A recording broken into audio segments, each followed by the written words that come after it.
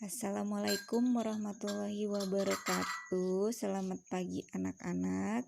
Masih bertemu lagi dengan Ibu Emilia Jayanti. Hari ini apakah anak-anak sehat semua?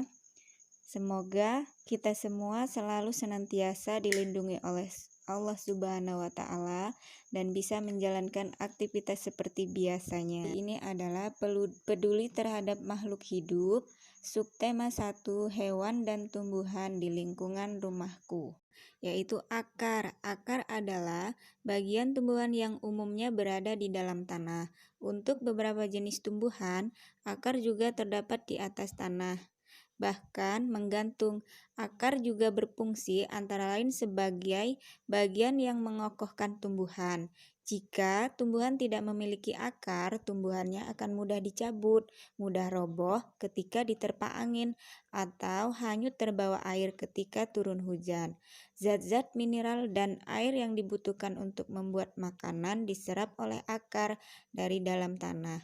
Namun, pada beberapa tumbuhan tertentu, akar tidak hanya berfungsi menyerap air dan mineral, tetapi juga berfungsi sebagai penyimpanan cadangan makanan, misalnya pada beberapa tumbuhan umbi-umbian. Jadi, lingkungan yang hijau berpengaruh terhadap kesehatan manusia. Hal ini salah satunya karena manusia menghirup oksigen yang dihasilkan oleh tumbuhan. Kita mengenal bagian-bagian akar.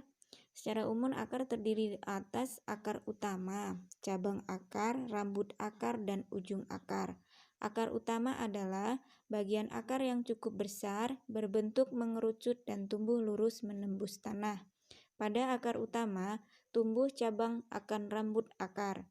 Yang B, jenis-jenis akar. Akar dapat digolongkan menjadi dua jenis, yaitu akar serabut dan akar tunggang. Akar serabut berbentuk serabut yang berukuran kecil-kecil. Akar serabut tidak memiliki akar utama sehingga ukuran akar yang satu dengan yang lainnya relatif sama.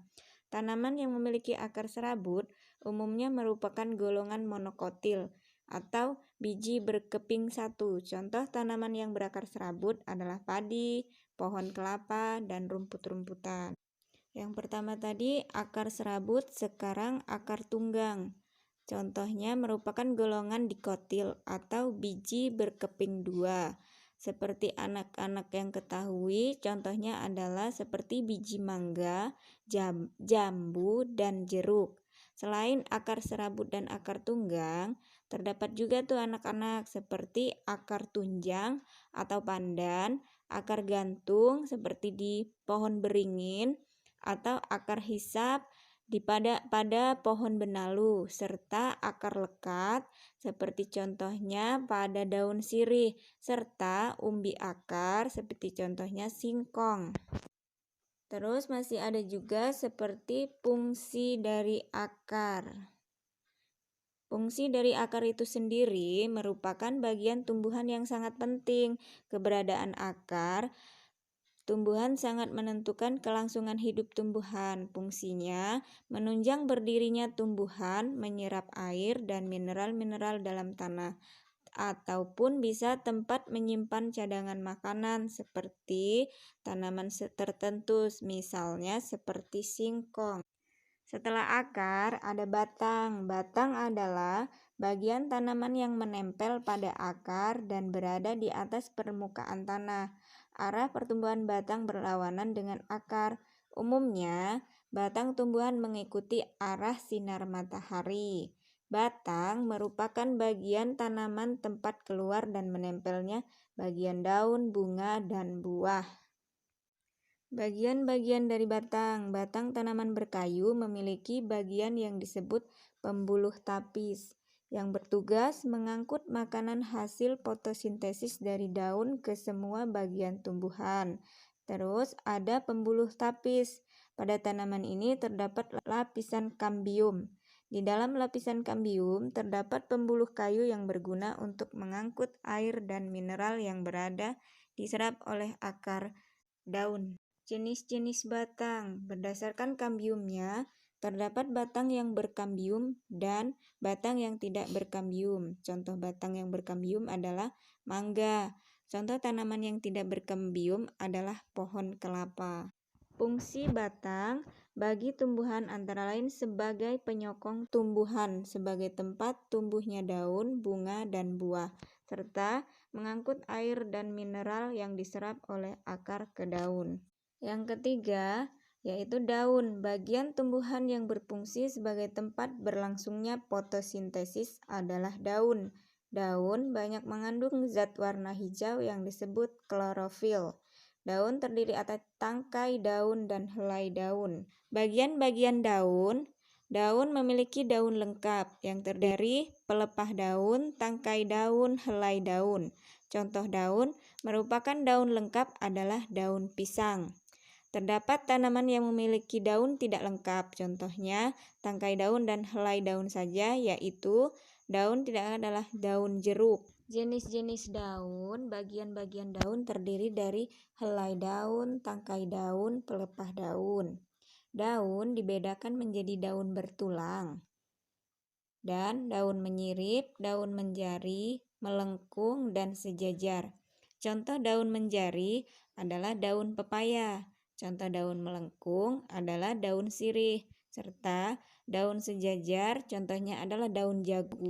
Dibedakan berdasarkan bentuk pertulangan daunnya. Daun juga dibedakan berdasarkan jumlah helai daun dan setiap tangkainya, yaitu daun tunggal dan daun majemuk. Tunggal adalah daun yang berjumlah satu helai dalam setiap tangkainya.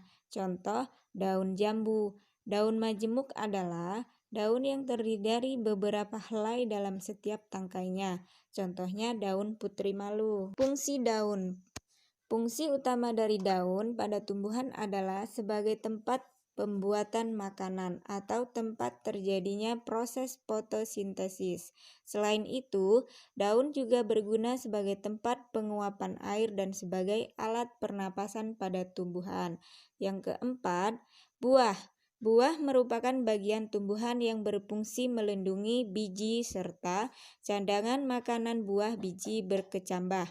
Contoh buahnya buah mangga, buah apel. Buah terdiri atas bagian buah dan biji. Bagian yang kita makan biasanya adalah daging buah. Akhir adalah biji. Biji merupakan hasil dari pembuahan yang terjadi akibat penyerbukan antara serbuk sari dan sel telur pada putik. Jika biji ditanam akan tumbuh menjadi tumbuhan baru. Biji memiliki keping. Biji ada yang berkeping 1 dan ada yang berkeping 2. Biji berkeping 1 disebut monokotil dan biji berkeping 2 disebut dikotil. Jadi dapat kita simpulkan bahwa setiap tumbuhan memiliki bagian-bagian yang bermanfaat bagi makhluk hidup. Contohnya seperti kita sendiri. Di antara tumbuhan tersebut ada yang memiliki bunga. Bunga-bunga di sekitar, contohnya seperti rumah Lani, terlihat sangat subur dan beraneka warna. Lani sangat senang rajin merawat bunga-bunga tersebut. Ia menyiram setiap hari dan memberikan pupuk secara teratur. Bunga membuat lingkungan rumah Lani dan menjadi indah dan sejuk dipandang mata.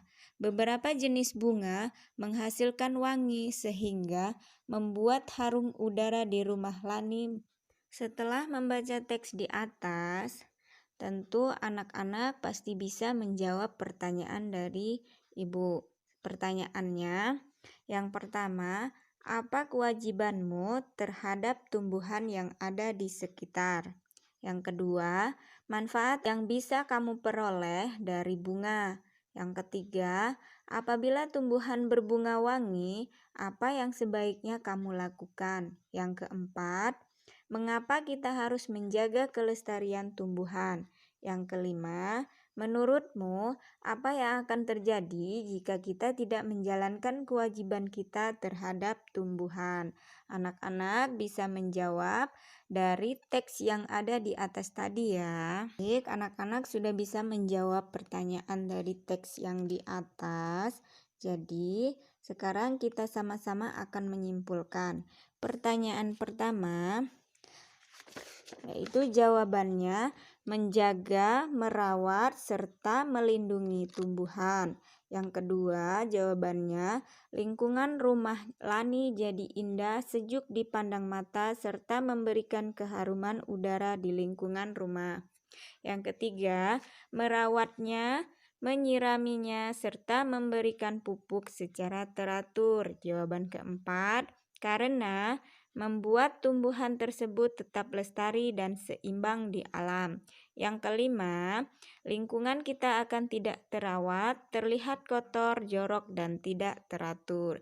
Itulah jawaban dari teks yang di atas.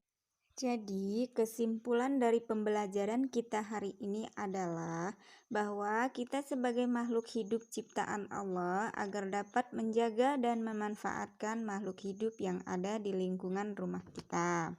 Dan kita dapat mengenal bagian-bagian tumbuhan seperti akar, batang, daun, buah, dan biji, serta bagian-bagian jenis-jenisnya serta fungsi-fungsi dari tumbuhan tersebut. Dengan mempelajari pelajaran tersebut, kita jadi dapat mengetahui tumbuhan yang ada di lingkungan rumah kita. Terima kasih. Semoga anak-anak bisa menyerap pembelajaran kita hari ini serta bisa menerapkan di kehidupan kita sehari-hari dengan menjaga lingkungan kita sendiri. Sampai berjumpa lagi di video selanjutnya dengan pembelajaran selanjutnya. Terima kasih. Wassalamualaikum warahmatullahi wabarakatuh.